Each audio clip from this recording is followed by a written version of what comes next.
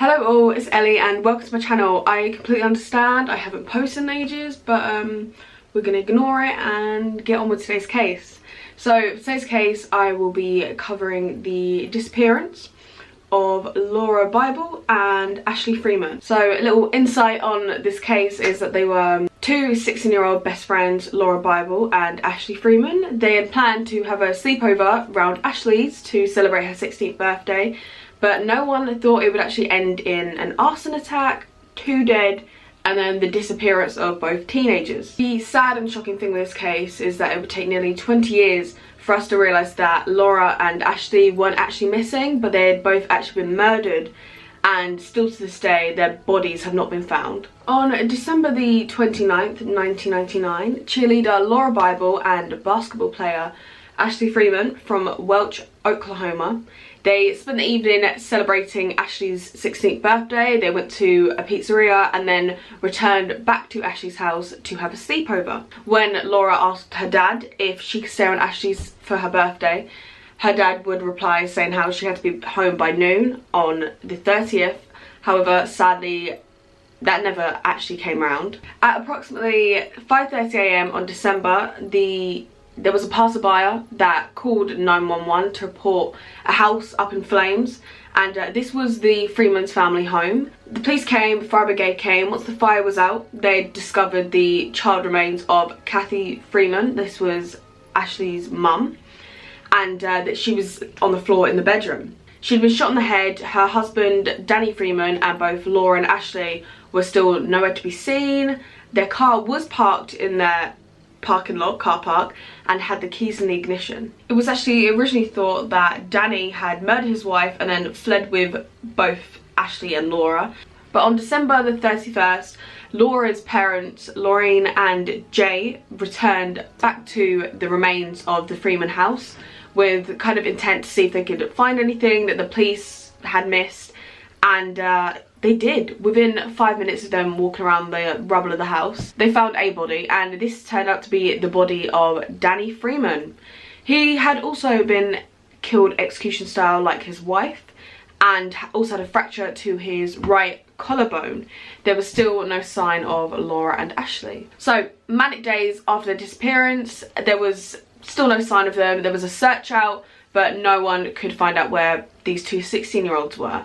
Within the house, they managed to find Laura's purse with her driving license and $200 in cash, so people didn't really think motive was robbery at this point. But then they thought if the girls were to run away, wouldn't they kind of need the driving license and the money to do so?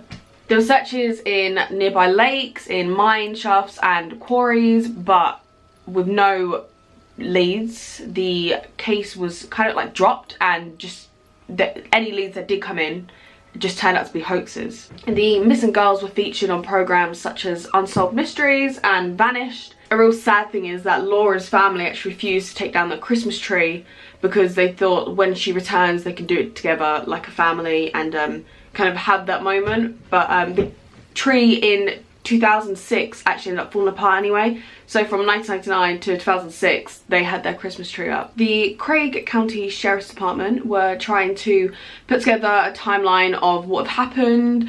A major motive behind it was robbery, but they thought the purse and the money would have probably been taken. The main question was who has actually killed Danny and Kathy, but Danny actually told his brother that if anything was to happen to him to look into the sheriff's department. So it was rumoured that the Craig County Sheriff's Department was feuding with the Freemans, and this had gone on for a few months. The feud started when Danny's son Shane was shot and killed by a deputy after he had stolen a truck and a neighbour's gun. Shane's death was ruled out as justifiable, and the Freemans then threatened they were going to file a wrong death lawsuit against the Sheriff's Department. And according to Danny's brother Dwayne, he said that the deputies were trying to intimidate, threat with his family. When Danny and Kathy were both found dead, the Craig County Sheriff's Department actually voluntarily passed this case over to the Oklahoma State Bureau of Investigation, where they consented to doing polygraph tests, and that came back conclusive that the sheriff's department had no involvement with Kathy and Danny's murder. People did think that the motive could have been a drug deal gone wrong, because it said that Danny was like a small-time drug trafficker in his area, and they think maybe it was a drug deal, drug bust gone wrong that led to both their murders. But the chances in like previous cases of an abduction where a drug bust and murder, it wasn't a common thing to have an abduction, especially of teenagers who are very capable of like standing their ground. Another theory is that Ashley actually murdered her parents and then fled with Laura. It was said by Captain Jim Herman of the Craig County Sheriff's Department that considered this possibility, and he quoted, "There was a great deal of friction within the Freeman household. Danny and his daughter did not get along well at all, and they hadn't for some time. That's something we can't overlook." Another agent, Agent Nutter, he quoted that he didn't believe that the girls were possible of doing this murder. He said, "I find it difficult to believe that the girls by themselves could hide out for that long and not be found, because teenagers in a small area neighborhood known, someone would have picked up of their whereabouts." There was also a death row inmate called Tommy Lynn Sells who was convicted of murder and and he wrote a letter to a newspaper back in May 2002 confessing that he had murdered Danny and Kathy, then abducted Ashley and Laura. He says he was high on drugs, so he cannot remember what he'd done to the bodies, where he put the bodies. Authorities believe that Tommy could be responsible for 16 murders, so if this was 2 of his murders that he's confessing to, it wasn't a huge shock to everyone because it's something he's very capable of. But they were unable to find any evidence that would tie him into this crime, so he was executed by a lethal injection in April 2014 anyway, but he still remains a possible suspect. Jeremy B. Jones was another death row inmate who admitted to killing both these girls, and he said it was over a drug debt. So Jones had already been charged with 2 murders and is suspected in the disappearance of murders in 6 different states across the US. He claims that he took Ashley and Laura to Galena, Kansas. Then he shot them and then shoved their bodies down an abandoned mine. There is actually some evidence that would suggest that Jones was actually involved with this case, because in a previous murder that he did commit, he murdered this woman and then set her house on fire to cover up evidence, and that's a bit consistent with the case we have with the Freeman murder. The shotgun that Jones actually spoke about, mentioned during his confession, was the shotgun that actually had shot both of the Freemans. However, there is evidence that suggests that Jones wasn't involved in this murder.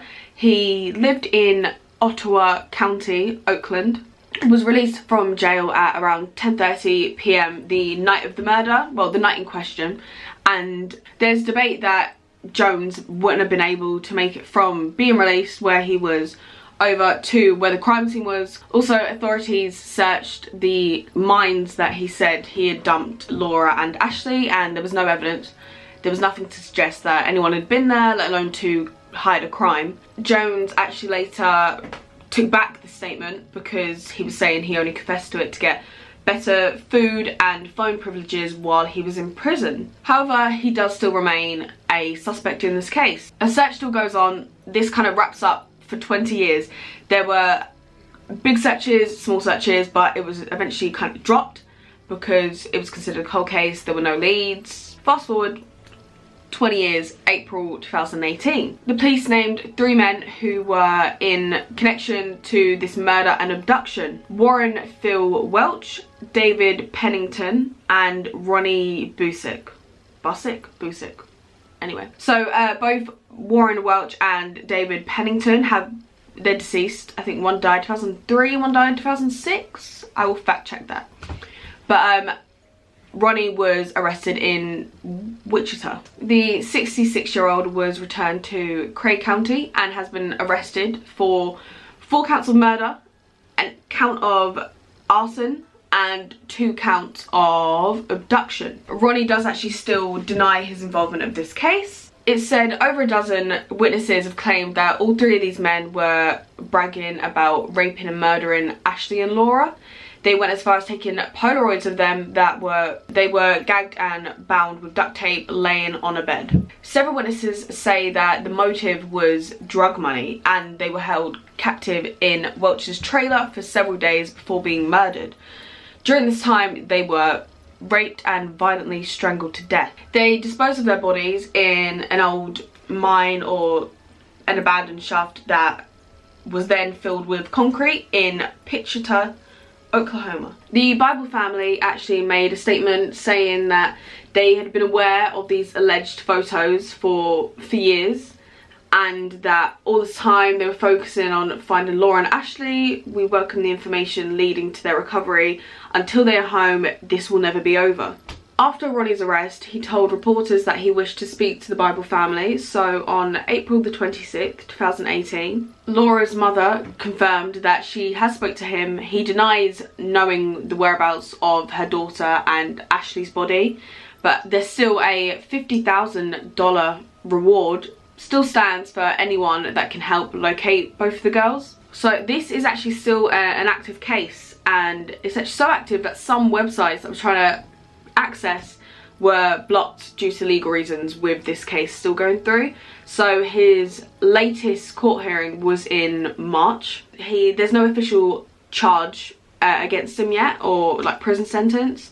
So hopefully this will be resolved soon and he will be sentenced for a long time, and hopefully the girls' bodies will be recovered and then finally they can be laid to rest. Yeah, this is kind of wraps up this case. As soon as I find out more, I will do an update, and hopefully with this update it will be his sentencing.